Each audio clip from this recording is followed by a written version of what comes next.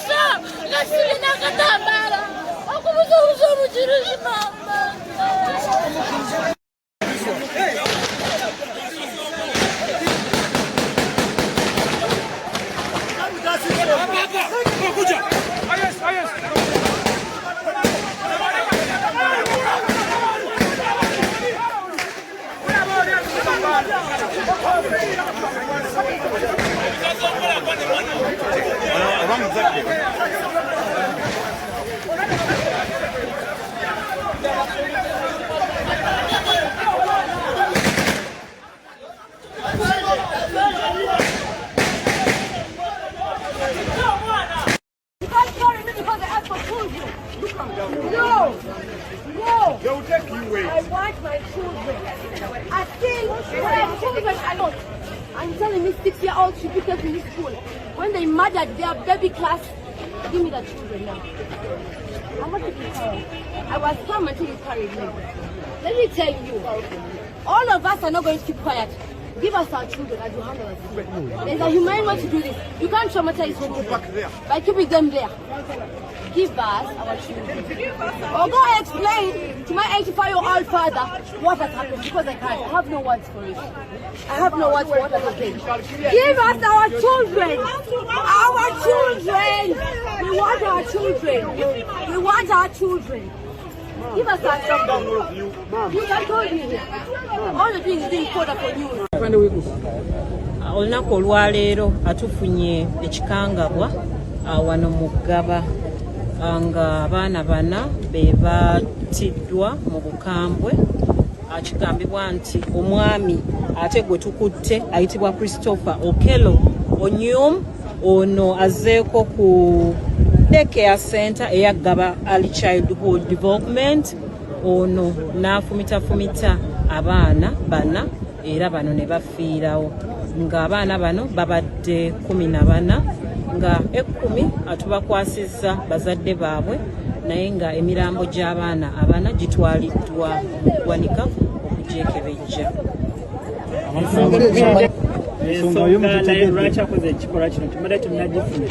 Atumukutte ng'era akuumibwa mu kaduukulu kaffe ak'e Kabalagala, ng'era ono tugenda mukolako interrogation okuzuula kigendererwa ki kyabadde nakyo okulumba kadde care center kano, nga naye okunoonyereza kulaga nti ennaku 2 emabega omwami ono yajjako ku ssomero lino mbu ng'asaba kifo ku admitinga mwana we, naye ne bamugamba akomewo olunaku olwaleero era azzeeyo olunaku olwaleero ku ssomero lino. Kigambibwa nti n'asasula ne ssente eza admission era bw'avudde awo kwe kukakkana ku baana bano n'abafumita n'obwambe nga naye tuli mu kunoonyereza okuzuula kigendererwa ki ekyamuleetedde okukola ekikolwa nga kino ng'ekikolwa kya nnaku ng'era tuvumirira ebikolwa nga bino.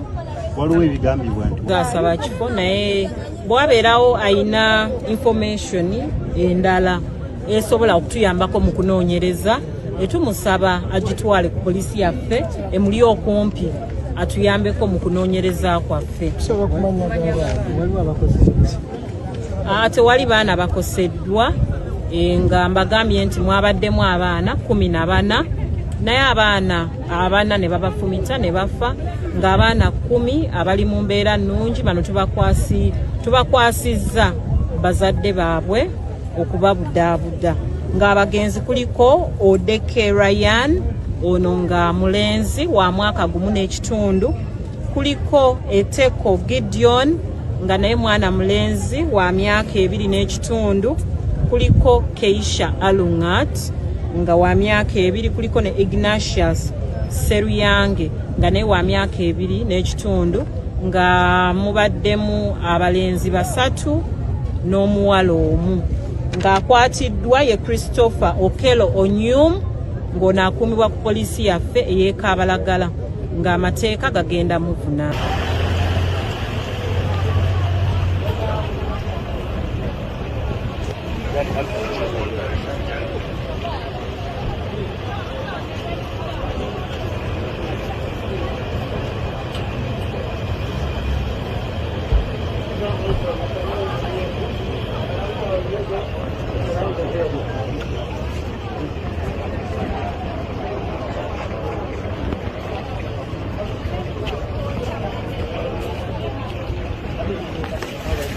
Abantu baffe batuwe information yonna ekwata ku muntu oyo akoze ekintu kye. Mwebale nnyo, mwebale. The children, 4 children dead, so that's how it is. What's your message to schools and parents or to the community, Gaba community? Gaba community, no problem. But you know, I don't know, you have to make it to make statutory very tight in fact. I'm going to talk to the pastor myself. Your name? My name is Jimmy Camille. Jimmy Camille.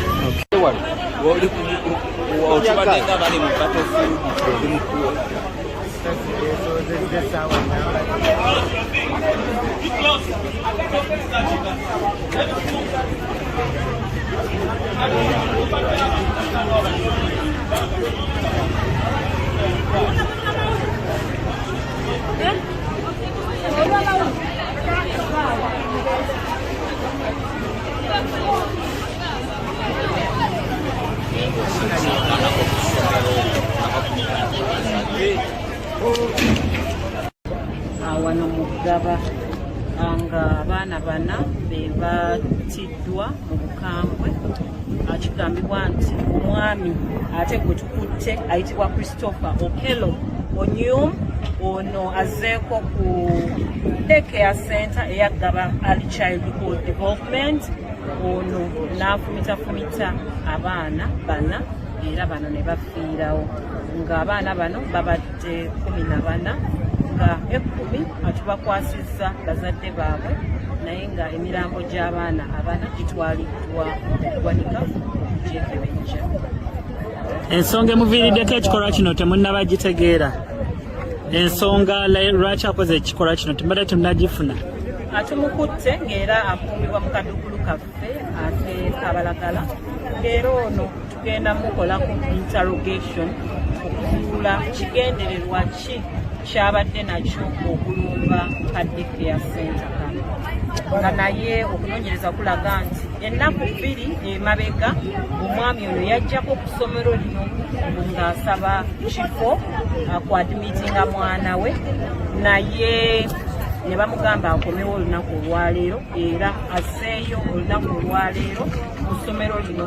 Kigambibwa nti n'asasula ne ssente eza admission era bw'afudde awo kwe kukakkana ku baana bano n'abafumita nga naye tuli mu kunoonyereza okuzuula kigendererwa ki